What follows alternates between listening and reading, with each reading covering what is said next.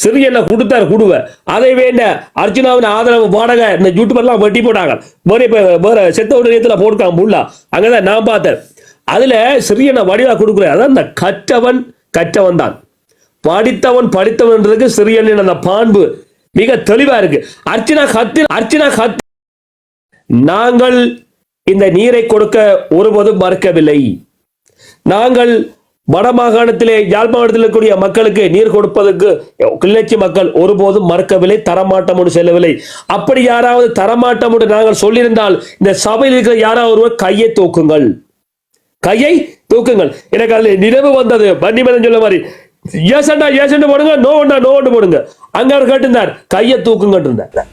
ஆனா ஒரு பையன் கூட கையை தூக்கல. இரண்டாவது மிக முக்கியமான விடயம் சொல்லியிருந்தார், மகாவலி நீர்த்திட்டம் அல்லது அதை ஒற்ற ஒரு நீர்த்திட்டம் ஒன்றை கொண்டு வருவார்கள் என்றால் அந்த நீர் எந்த வழியூடாக வருகிறதோ அந்தந்த வழியிலிருந்து வருகின்ற அந்த மாகாணங்கள் இந்த மாகாணத்தை கட்டுப்படுத்தும். மத்திய அரசு இந்த நதி எங்கு ஊறுதோ மத்திய அரசு அந்த மாகாணங்களை கட்டுப்படுத்தும் என்கிற ஒரு சட்டம் இருக்கிறது. அதனால் அதை எதிர்க்கும் என்கிறார். விளங்குதா? தண்ணியை தந்துட்டு வடக்கு மாகாணத்தினுடைய அந்த அதிகார விதிகளுக்கு முரணாக மத்திய அரசு அந்த நீர் வந்த வழித்தடங்கள் அத்தனையும் தனக்கு உரியவையாக சொந்தம் கொண்டாடி தனக்கு கீழே கொண்டு வந்து விடும் அபாயம் இருப்பதாக யார் சொல்றார்? ஐயா சிறிதரன் விளக்கம் கொடுக்கிறார். அப்ப இந்த புறச்சூழல் காரணமாகத்தான் யாழ்ப்பாணத்துக்கு நீர் கொடுக்கவில்லை. ரெண்டாவது சொல்ற கல்லாறு, இப்போ நினைவுக்கு வருது, கல்லாறு சதிசேன ஒரு கவிஞன் இருக்கிறான். கல்லாறு அங்கால அப்படியே வெளிக்கட்டு அந்த பக்கம் வட்டக்கட்சியுடைய பின்பக்கங்கள் பல்வேறு பட்டப்பக்கங்களே இப்பவும் கோடை காலத்திலே நீர் இல்லாமல் பல மக்கள் வாடுகிறார்கள். இன்றும் அந்த மக்களுக்கு நாங்கள் இந்த இரண்டாம் குளத்திலிருந்து நீர்களை வழங்கவில்லை. ஆகவே யாழ்ப்பாணத்துக்கு மட்டும் பிரச்சனை இல்லை, இங்கும் இருக்கிறது கிளிநொச்சிக்குள்ளே என்கிற சிறுதரன் மிகவும் ஆளுமையாக படிச்ச மாதிரி பேசுறான். அப்ப அர்ச்சனா நீங்க எடுத்துக்கொண்ட விடயம் என்றால், நீங்கள் வந்திருந்த பொழுது உங்களுடைய முகம் மூடிய கிழிக்கிற மாதிரி ஐயா சிறுதரன் நெத்தியடி பதில் இருந்து இதுல நீங்க அவமானப்பட்டு போனீங்க.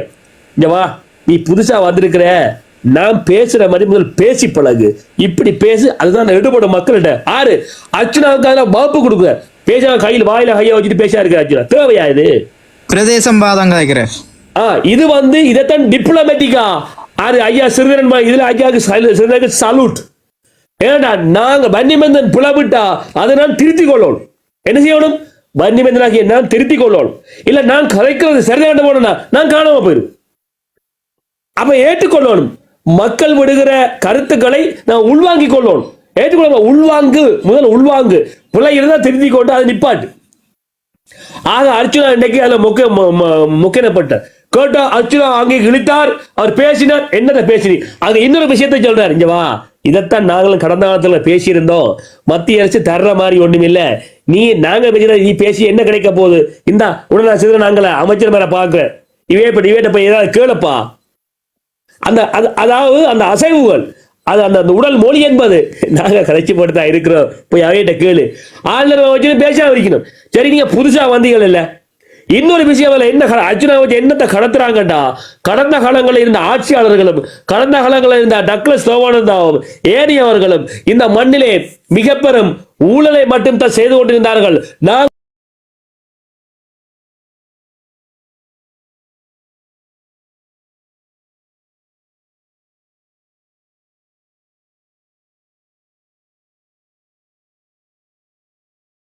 இது ஒரு அபத்தமானது. அர்ச்சனா நீங்கள்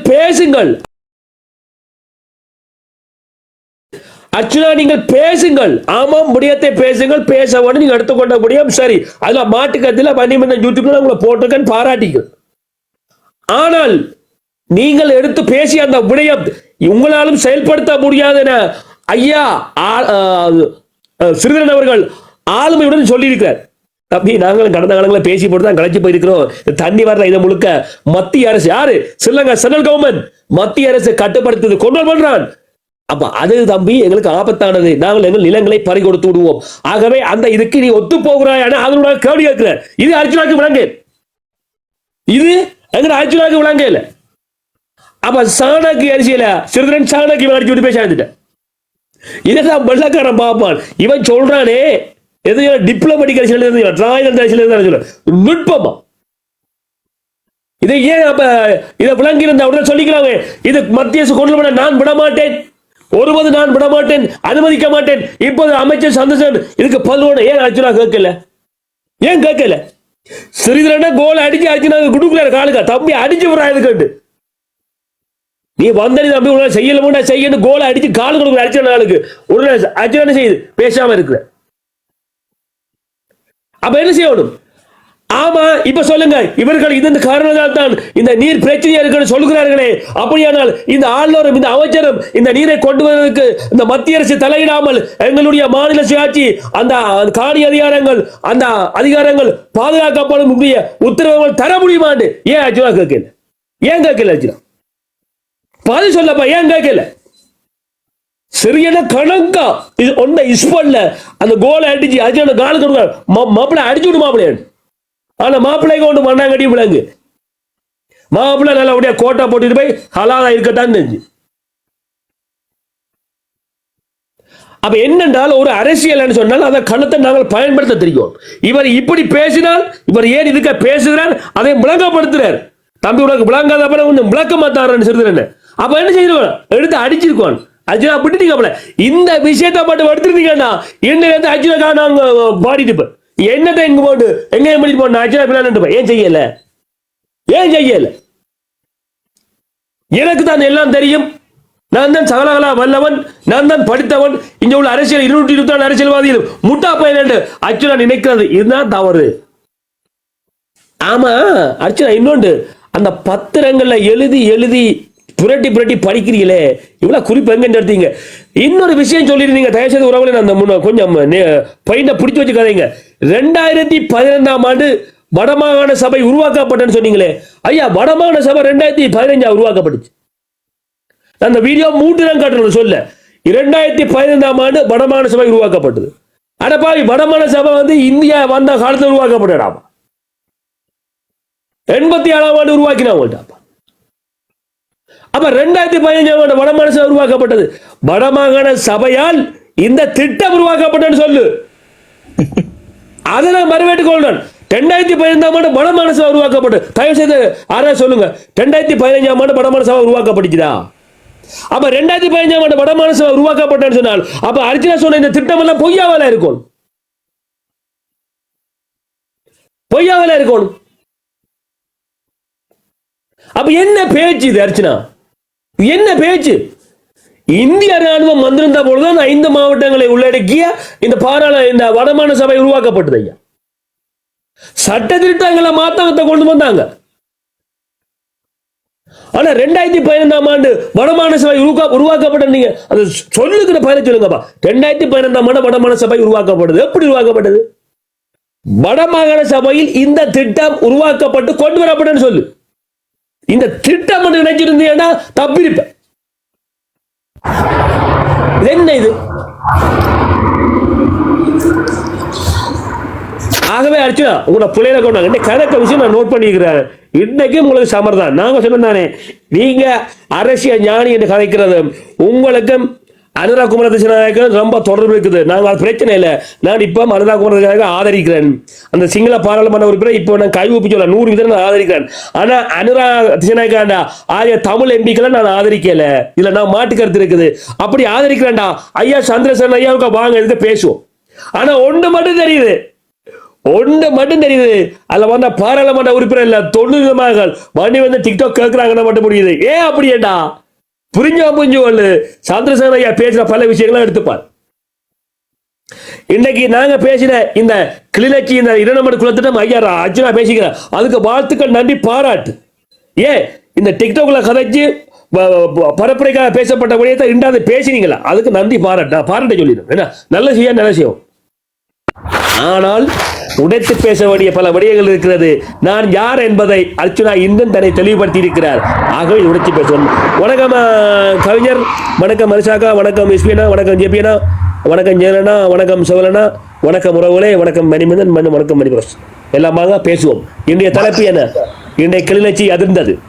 அர்ச்சனாவுடைய பேச்சு தொடர்பாக உங்கள் கருத்து என்ன? இதுதான் தலைப்பு. வாங்க பேசுவோம். வணக்கம் அண்ணா, எல்லோருக்கும் வணக்கம். எல்லோருக்கும் வணக்கம். வணக்கம் வணக்கம் வணக்கம் எஸ்பி அண்ணா, வணக்கம் மைந்தண்ணா, வணக்கம். வணக்கம் அண்ணா, வணக்கம். நானும் வேலை படினால வந்து உள்ளேன்னா இந்த இந்த இந்த பைத்தியக்காரன் கதையை விட்டு போட்டு நாங்க வேற கதைக்கு டாபிக் விட்டுக்குள்ள போறது நல்ல மாதிரி எனக்கு தெரியுது அண்ணா. இல்ல அண்ணா, வேணும் இந்த கதையில எல்லாம் காய்க்கும்.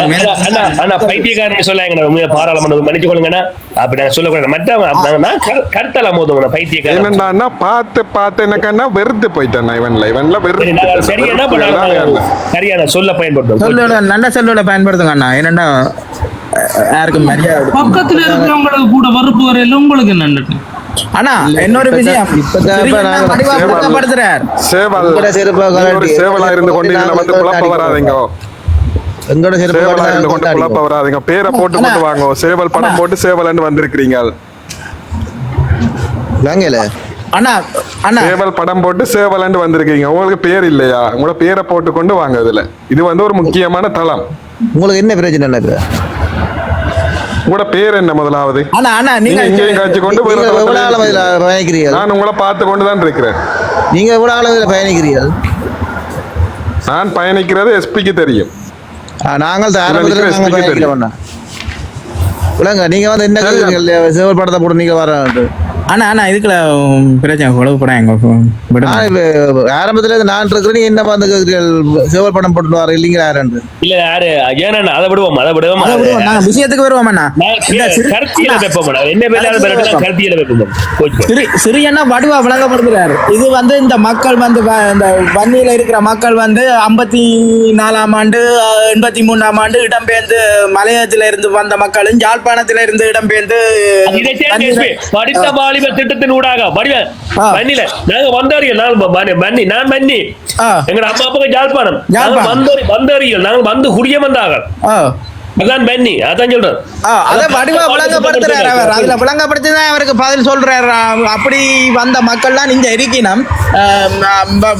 அவை யாரும் ஒரு தரம் வந்து இந்த நீர் திட்டத்தை எதிர்க்கவும் இல்லை, ஒன்றும் செய்யவும் இல்லை. நீங்கள்லாம் இதை சும்மா இதை இது பண்றீங்கன்னு வடிவா விளங்கப்படுத்துறாரு. என்ன அதை பேசாம அப்படியே இருக்கிறார்.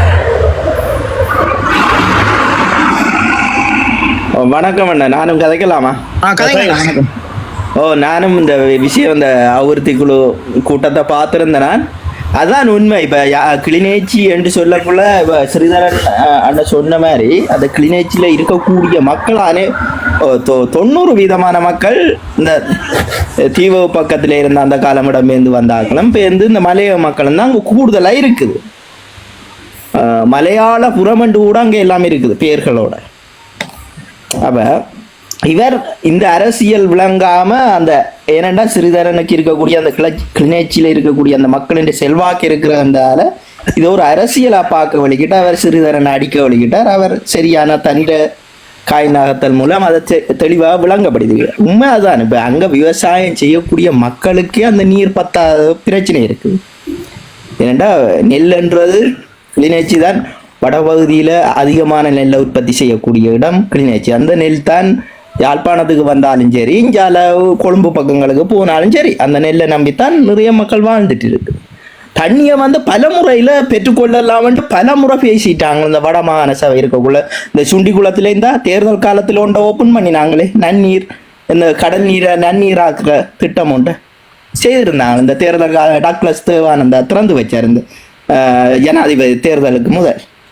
அதே மாதிரி வேற திட்டங்கள் எல்லாம் இதான் மற்ற கடல் இந்த காட்டு தண்ணிகள் எல்லாம் கடல்ல போய் கலக்குது. அதை தடுத்து அந்த விஷயங்கள் எல்லாம் செய்யப்படணும் எல்லாம் அது காலகாலமாகவே கதைச்சு கொண்டு வராங்க இந்த தண்ணி பிரச்சனை. ஆனா இவர் வந்து இப்ப இந்த அரசியலுக்காக தண்ணி பிரச்சனையை தொட்டு அவற்றை செல்வாக்க விழுத்தி போடலாம் என்ற ஒரு இதுலதான் அவர் கதைக்க வலிக்கிட்டு வந்தார்.